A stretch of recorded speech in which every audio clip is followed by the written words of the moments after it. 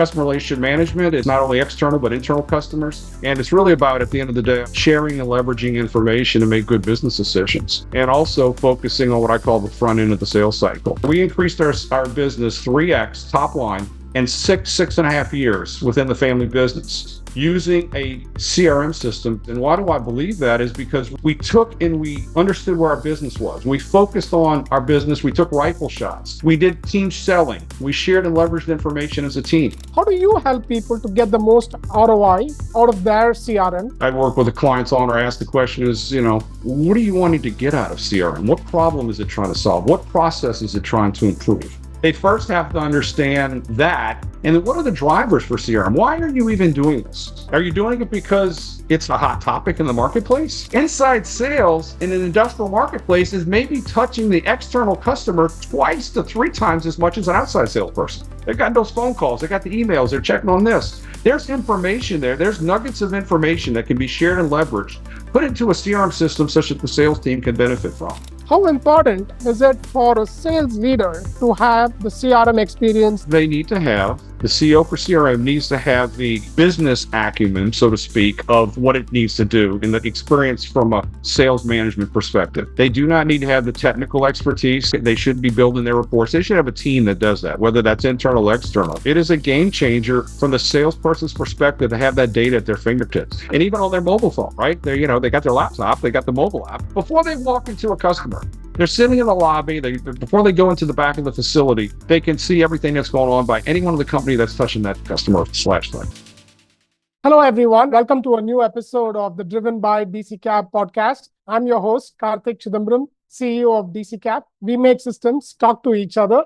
I'm really glad to have this guest with me today. Gardner is the founder of SalesProcess360 and the author of ROI from CRM. Brian has over 25 years of experience in sales management in the CRM space, and he is also a subject matter expert in CRM at Texas A&M University. In this episode, we are going to be talking about customer relationship management, how to leverage your CRM, and how to improve your sales process. Welcome, Brian, and thanks for being on the podcast. Thank you, Karthik. I'm glad to be here. Thank you so much, Brian. Really excited to be chatting with you today. Thanks for joining Driven by DCKAP. To get us started, let's start with the basics. What is a CRM? That's a great question. That 3-letter acronym, some people say it stands for cost real money. Obviously the real acronym is customer relationship management, but that can mean a lot of things to different people. Who's the customer? When working with clients, I think their first inclination is to go to the customer as their customer, the Shells, the Exxons, the ABC Chemicals, whatever their customers are. But I also think they're internal customers to each other. You got inside sales, customer, and outside sales, product specialists, customer to marketing, and there's this internal customer. So, I look at CRM in the 360 kind of approach of not only your external customers, but also your internal customers. And at the end of the day, it's really change management. That's what the challenge has been for a lot of companies, I believe, with CRM is change management. So again, I can go on and on with that, but high level, Karthik, to your question, it's customer relationship management. It's not only external, but internal customers. And it's really about, at the end of the day, I believe, sharing and leveraging information to make good business decisions. And also focusing on what I call the front end of the sales cycle. That from prospecting to lead management, qualification, opportunity management, project pursuit, pretty much everything before the quote. I believe the quote is kind of the middle of the road. It's the front end. It's the back end of the front end and the front end of the back end. But it's that whole front end side. Your ERP manages the back end, CRM manages the front end. So CRM costs real money, but if it's implemented right, it can also make you real money. So, which is pretty cool. So Brian, tell us about your background and why are you driven with SalesProcess360? I'll give you the short version. Okay. I grew up in an industrial sales organization in South Louisiana. We were calling into the chemical plants, refineries, pulp and paper, oil and gas marketplace. And I grew up and worked through all roles of that business, from sweeping floors to stocking shelves to inside sales, outside sales, product specialist, and then ultimately VP of sales. And again, I'm going to date myself here. This was in the early and to late 90s where I spent, a lot of my time there. And ultimately in the mid to late 90s, I was the VP of sales. And I'm a huge believer in sales process.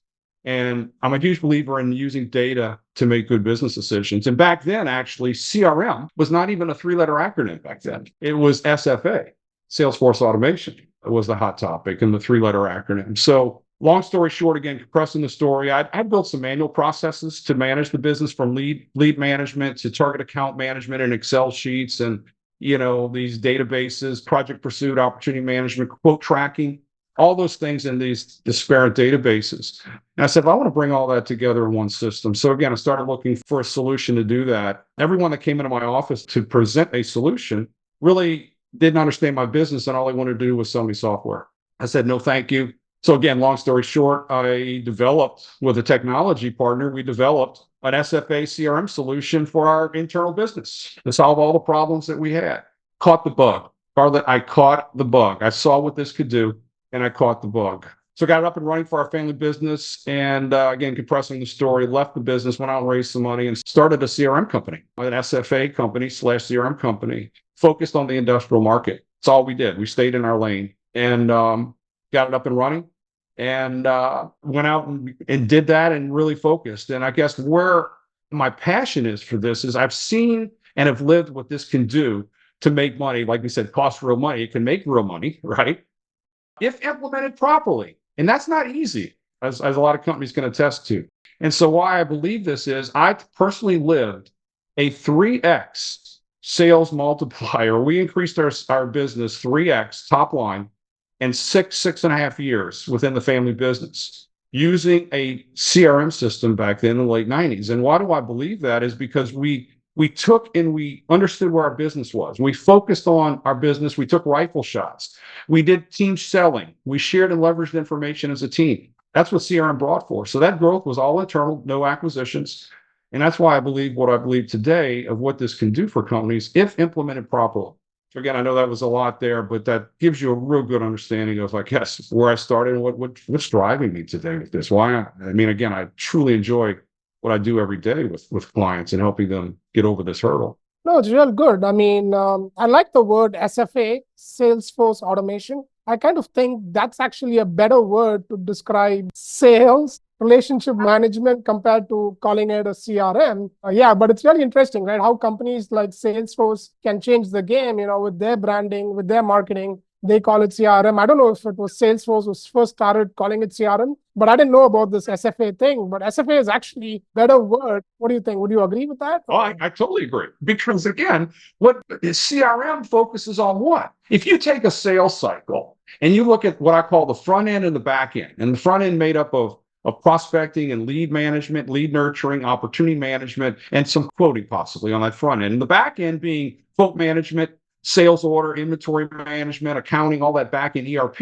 CRM's on the front end, and that's sales. That's what's driving CRM is sales, And so that's why I say CRM is, I believe there's a huge component, SFA and CRM, and I still believe that today. And when I work with companies, I've helped them focus on the front end of the sales cycle, which is that SFA part of CRM. Well, maybe for this conversation, maybe we will call SFA as CRM, and let's just use the word CRM because it's so widely used in the market. But again, CRMs have become an integral part of business operations, and yet many businesses still struggle to get the most out of it. How do you help people to get the most ROI out of their CRM? Or what does the process look like? Let's say when somebody comes to you first, what does the process look like? First off, we need to, first thing I work with the clients on or ask the question is, what are you wanting to get out of CRM? What problem is it trying to solve? What process is it trying to improve? And so they first have to understand that. And then what are the drivers for CRM? Why are you even doing this? Are you doing it because it's a hot topic in the marketplace? Are you doing it because you've got people in your company that say you need a CRM system, but what's a CRM system going to do for you? So with that being said, we have come up with what we call an audit or assessment process. Whether they do it themselves or whether they bring us in to help them with this, they need to do an assessment of their situation. And that assessment is to analyze where there are gaps and efficiencies in their sales process, the front end of the sales cycle, right? Are they doing lead management like they should? Are they doing target account management like they should? Are they doing competition analysis like they should? Where are there gaps and efficiencies? So we go in and work with them on an audit or an assessment come up with a list of those gaps or inefficiencies. Okay. Then we send those through a matrix model to determine what's the low hanging fruit, so to speak. Where can we go get the most bang for the buck the quickest that can produce the return and help you grow your business? And then once we come up with that, we come up with a roadmap for which they then can take and implement or bring us in and help them implement that. But now we have a roadmap. We remove the feels like. There was a client I worked with that said CRM for them was removing the feels like. It feels like we're going to meet our quota this month. It feels like we're on top of our business. It feels like we're doing what we need to be doing. Well, what does that really mean? And so this audit or assessment helps us put framework around that and put some metrics to make sure we're focused on the right thing to grow our business. So you do an audit, you assess what's really happening, and then you propose a solution. Let's say, this is a problem we encounter, right? So, let's talk about CRM. So it does both Salesforce automation and it's also a customer relationship management, right? But then one thing we do at DCKAP is, we have a Salesforce license and we give access to the salespeople to access the CRM. But then it would also help if everybody in the company who deals with the customer has access to Salesforce. But then it's going to cost more money. How do you deal with that, right? Because these companies just want you to get like 50 licenses or 100 licenses or 1,000 licenses. But then, we are using it for sales. We're not really using it to manage, or, we don't really have that many licenses. So it's like a tricky situation. Do you have any thoughts around that? Oh, yeah, no, I do. And so I see this a lot. I will tell you, it's a red flag for me. When I'm working with a company or I'm in conversations and we're going through the audit and they're saying, their statement might be, we're looking at just putting our sales team on this. We're going to take that Excel spreadsheet that we've been using for forecasting and pipeline management, and we're going to put it in CRM, and we're going to have a centralized contact management system. I said, okay, great. That's a fraction of the big picture of this thing. And so they look at me and I said, well, that's because remember I said earlier that CRM stands for customer relationship management, and most companies think of it as their customers that they're selling to. Well, what about the internal customers to each other? Okay. So I think you need to think of CRM as that way, that conduit, the bridge of communicating and what I call sharing and leveraging information amongst your team. And so, that other license for an inside salesperson, but think about that. Let's take that example. I believe an inside salesperson in the industrial sales world, and all my answers are based around the industrial market, right? That I'm seeing. Inside sales in an industrial marketplace is maybe touching the external customer 2 to 3 times as much as an outside salesperson. They got those phone calls, they got the emails, they're checking on this. There's information there. There's nuggets of information that can be shared and leveraged, put into a CRM system such that the sales team can benefit from, right?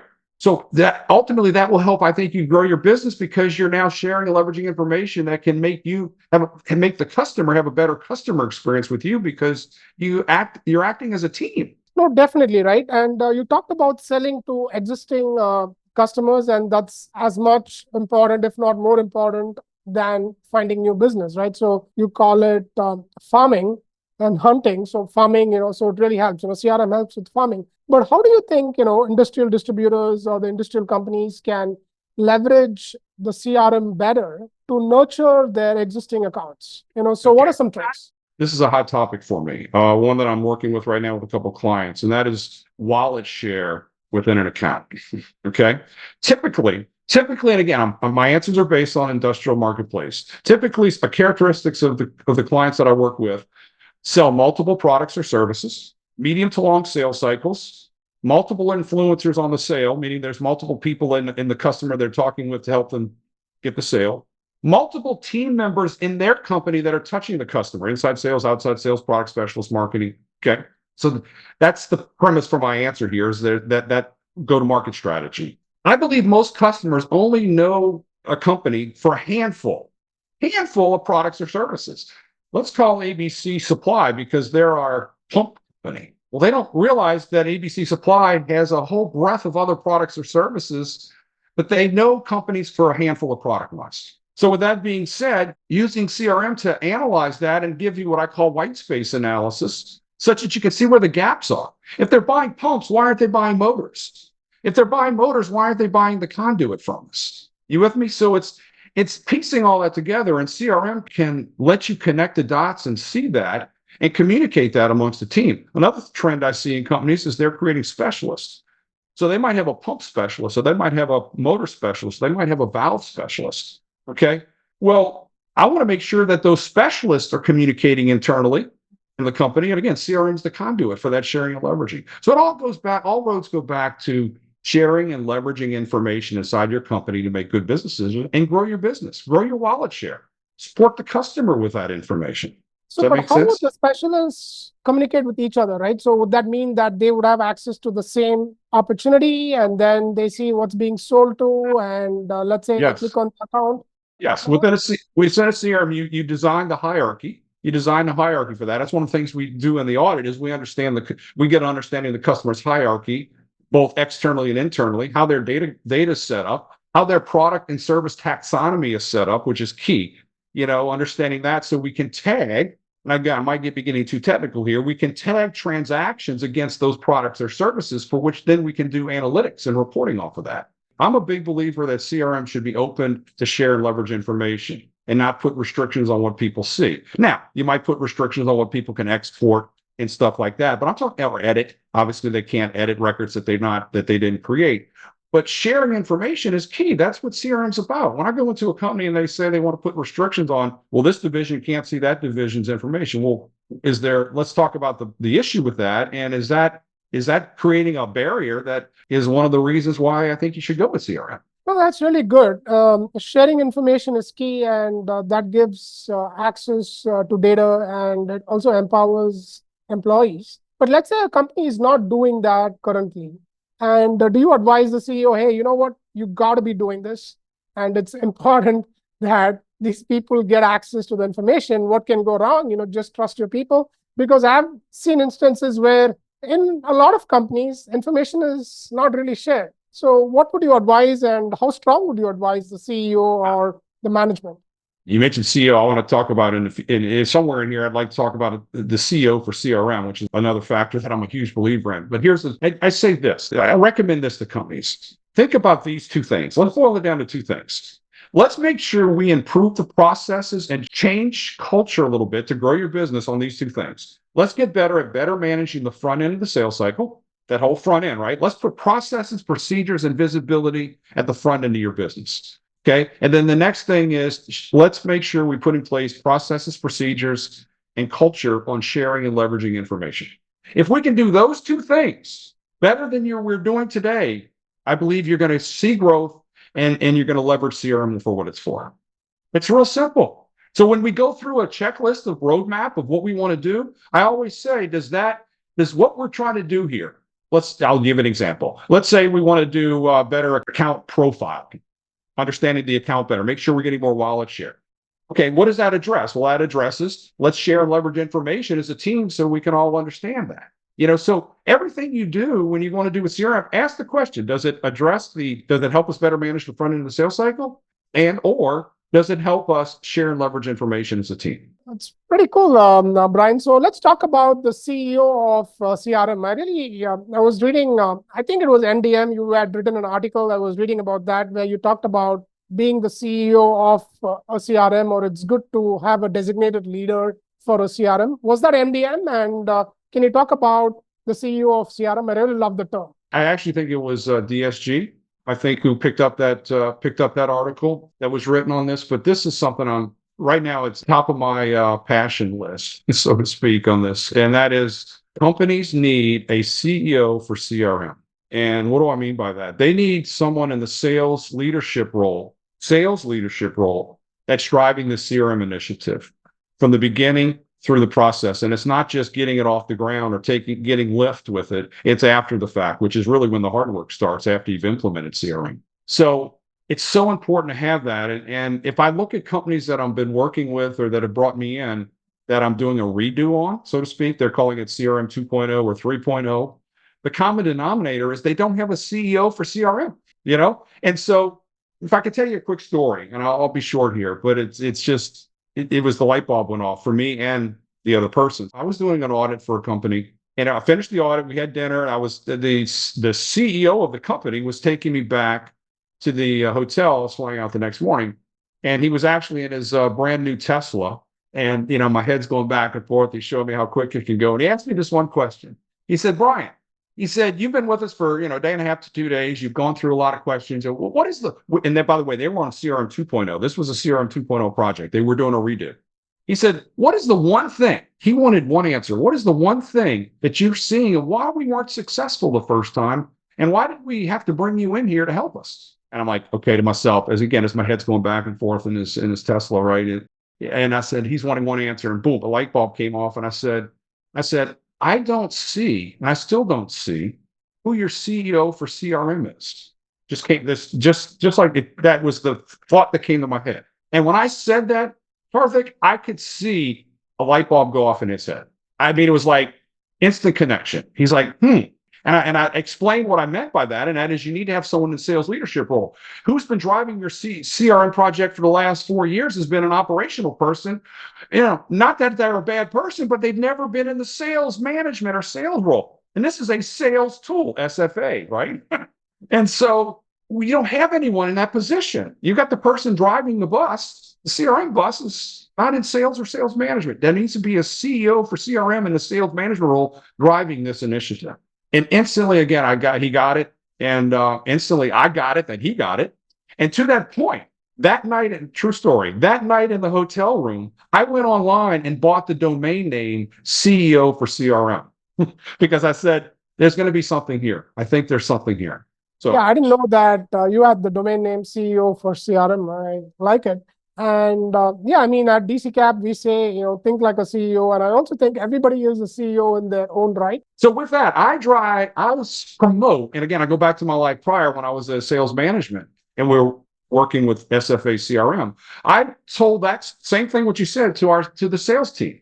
I said, sales team, you are the CEO of your territory. You are the manager. You're the owner of your territory.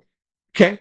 We are supplying you tools and augmenting that with things you need to make you successful. But at the end of the day, you need to manage your territory. And so I want to serve up to you with CRM data, information, front end and back end, that can help you make good business decisions as the CEO or the owner of your territory. I used to tell our sales team that all the time. And this, again, it's 25, 30 years ago.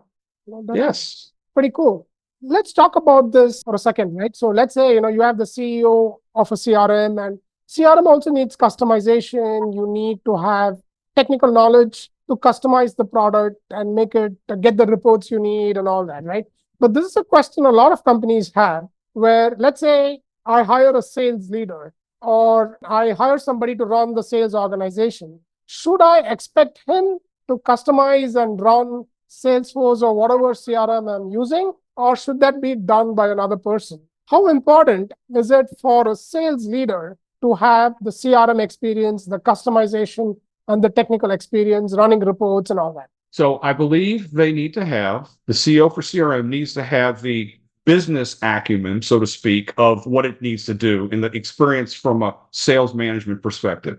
They do not need to have the technical expertise. They shouldn't be building their reports. They should have a team that does that, whether that's internal or external, whether it's Power BI or whether it's taking data from ERP and CRM or whatever. You build the dash, you give the specification for what you need and let the people who are good at that do that. That's not the CEO for CRM.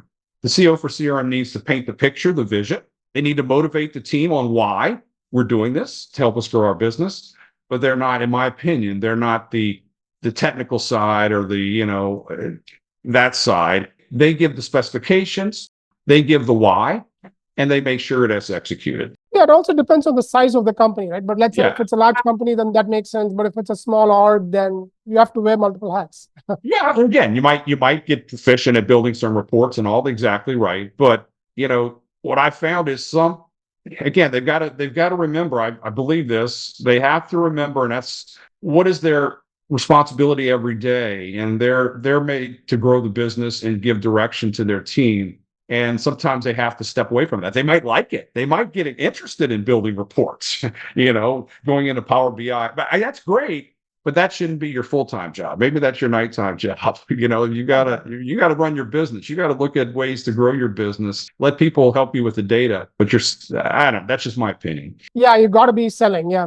So Brian, integration is our primary offering at DCKAP. We make systems talk to each other, and I strongly believe that CRMs need to be integrated with the ERP or the marketing automation software or anything, right? So even at our company at DCKAP, so let's say, we use HubSpot and we also use Salesforce, and getting these two systems integrated, actually offers a lot of value. Otherwise, we would not know who's doing what, or let's say, if I'm writing an email to the customer, I'm able to write a better and an intelligent email. So what do you think about this? What are your thoughts here? Can you share some examples on why you think integration is critical? I'm in alignment with you there for sure. Maybe not phase one, okay, but at the end of the day, you need to strive for integration between CRM, ERP, and other third-party systems you might have in your company. But let's focus on CRM and ERP to start with. Remember, I said there's a front end and a back end to a sales cycle, right? CRM plays on the front end, ERP on the back end.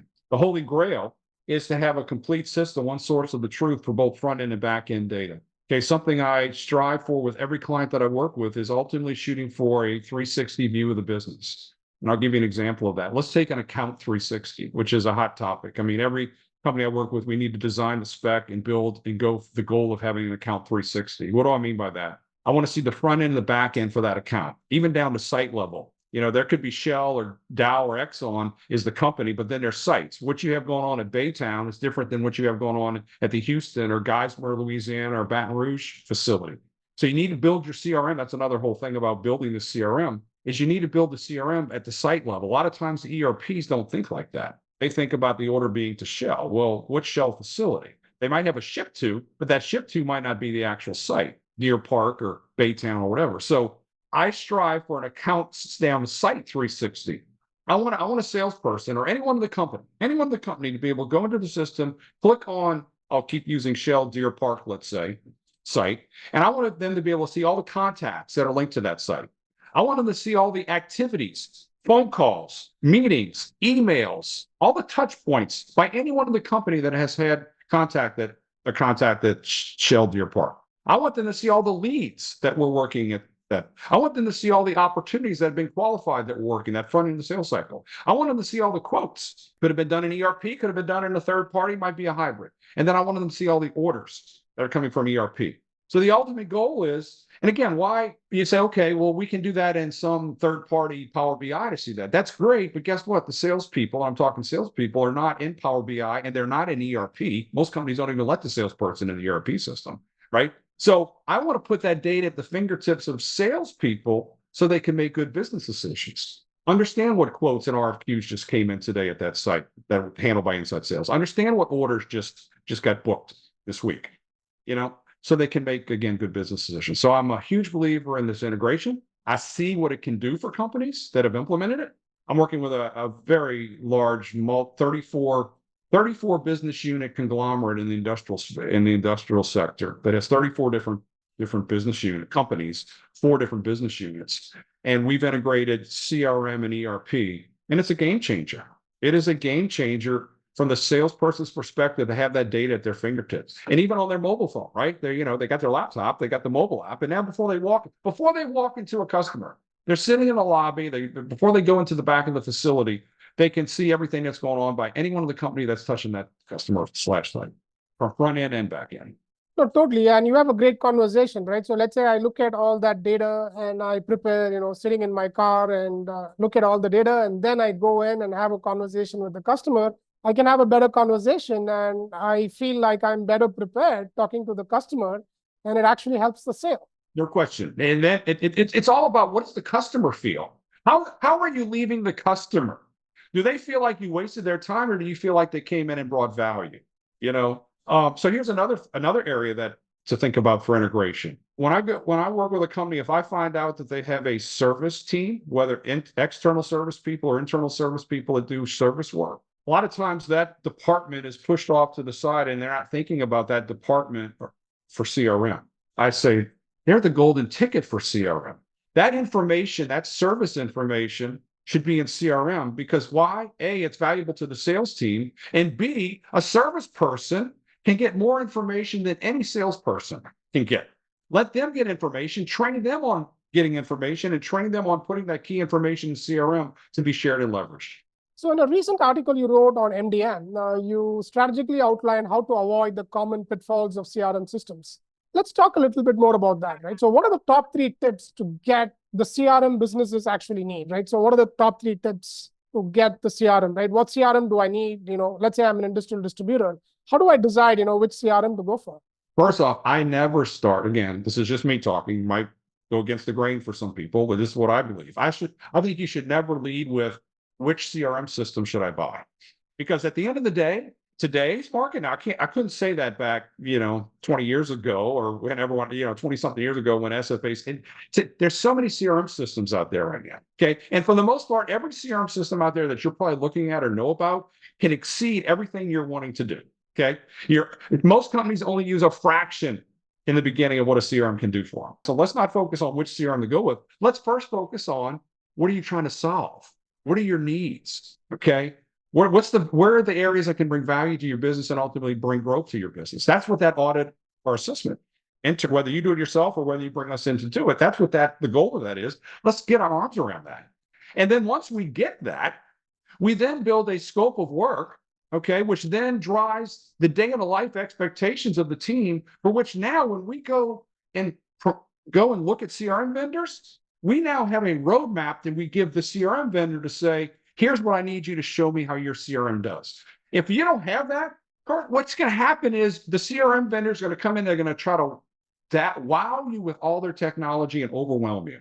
Where if you now become on the offensive and give them a script of, okay, Mr. or Mrs. CRM vendor, here's what I want you to show us today. Here's the day in the life. Here's our roles. Here's what we want our team to do. Now, if you want to tell us after all the nice things and whiz-bang things you can do, that's great, but you must show us how you're going to solve this problem or how you're going to bring value to what we want to do with CRM. So it should, in my opinion, it should always start with you as a company getting your arms around what you want to do, create a scope of work to give to your CRM vendor. I really like that. I think it's great practical advice.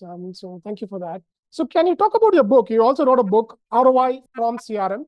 It's about sales process, not just technology. What does that teach your readers and why is it important? Tell us about your book. It just goes through kind of a lot of what we talked about here so far today. And that is, it's about a process. It's about not technology. So ROI from CRM was a catchphrase for the book. Okay. But the real meat of the book is the subtitle. It's about a sales process, not the technology. So many companies focus CRM as, oh, this is technology. This is software. Let's turn it over to the IT department or let's get our, no, it needs to be driven from the sales process side first. And so it needs to be driven back to that CEO for CRM. So it's full circle here. I mean, we're talking full circle stuff here. But that book was meant. What was the goal of that book? The goal of that book was to walk companies through the process that I went through when developing a CRM system for the family business that I was in, like I said earlier, right? That was the goal. And hopefully provide some nuggets of information and remove some speed bumps for companies as they go through that. And ultimately get ROI from CRM. So the book is not a long book. It's right to the point, a lot of examples, but it's meant to help people remove the speed bumps that the journey that I know they need to go through. And it is a journey, which is a marathon, not a sprint. It takes time. It's not easy. The book was meant to help companies through that journey. And how long did it take for you to write the book? Good question. I don't know. If I had probably 8 months, let's say. It wasn't my full-time job. Obviously, what I did was here was an advice that a friend of mine who wrote a book gave me, and it was the best advice that anyone gave me through this. He said, Brian, when you want to focus on writing your book, first off, lay the chapters out and all that, and then start putting bullets and start putting meat on the bones. But he said, what you need to do is when you have your book focus time, remove yourself from where you normally do work.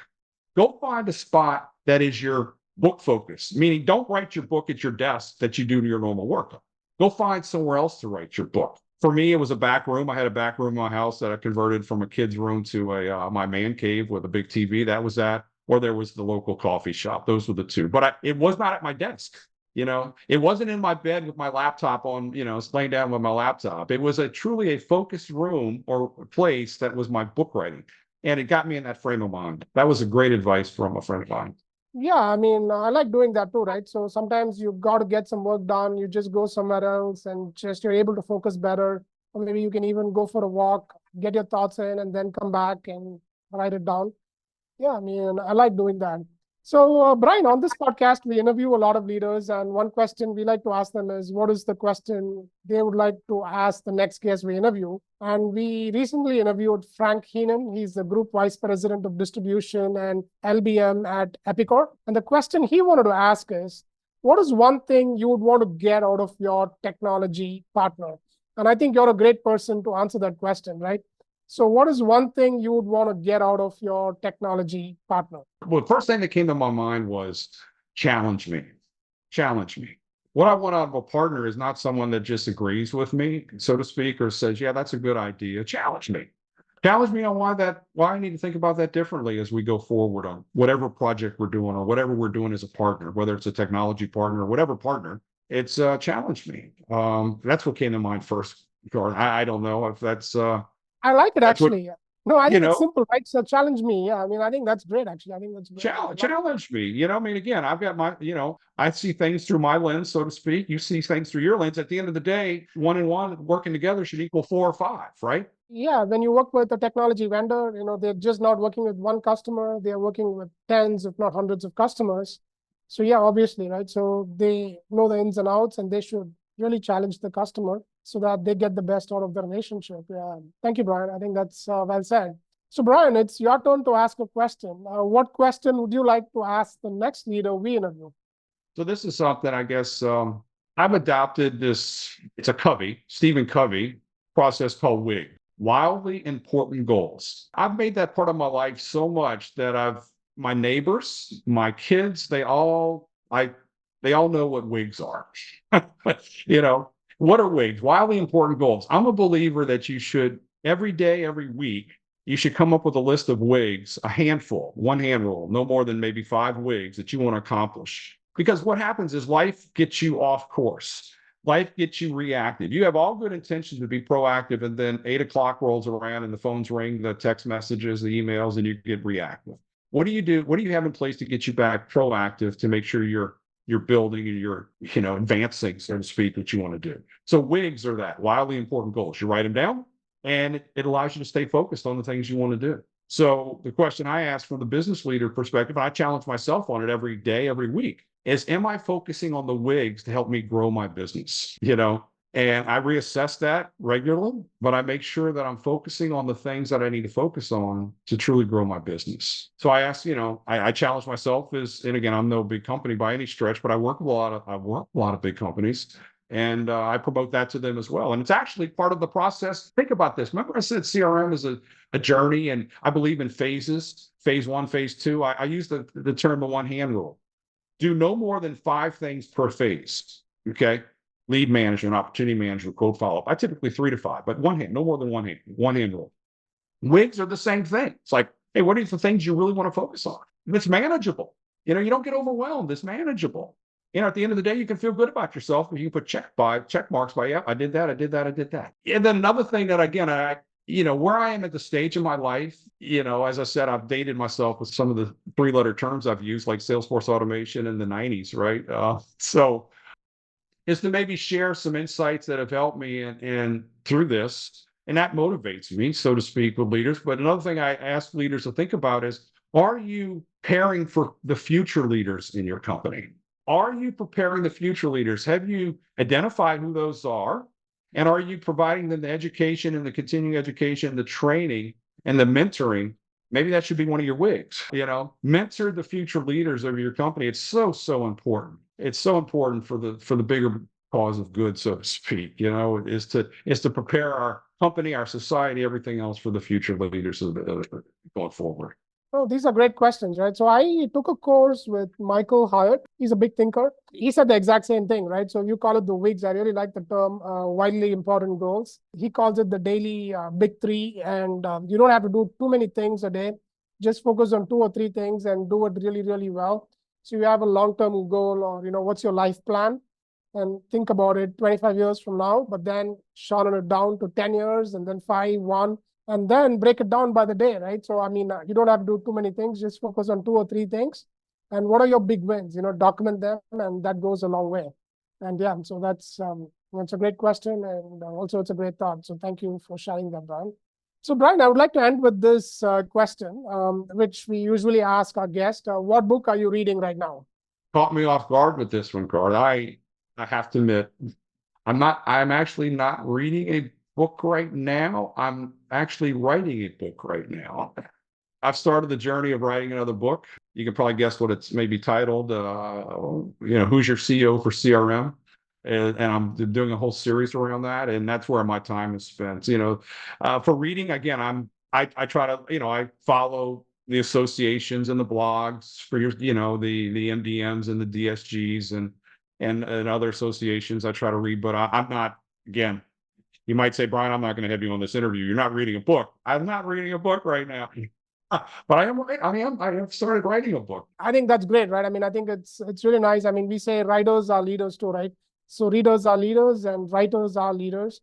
And thank you for writing the book. I'm also looking forward to reading that. So thank you so much. And so, Brian, I just want to say thank you. It's been great chatting about CRM. And I really enjoyed the conversation, especially, when I asked you, hey, what CRM platform should I choose? And you told me, hey, you know what, it's not about what platform you need to choose. It's really about why you're doing it and outline the process and outline the needs and then pass it on to the vendor. So that way, it's actually, you're equipping the vendor with the right information so they can make the right recommendations for you. And also you talk about challenge, right? So the technology vendors should challenge you. I think that's a great advice too. And also the WIGs, wildly important goals. So thank you so much, Brian. I really enjoyed this conversation. Great chatting with you. And thanks for joining Driven by DCKAP. Thank you. I enjoyed it. And again, hopefully shared some nuggets of information that can bring value to your readers and subscribers. Thanks for joining us on this episode of the Driven Podcast. Check out our other episodes for more and subscribe to be the first to access every new episode.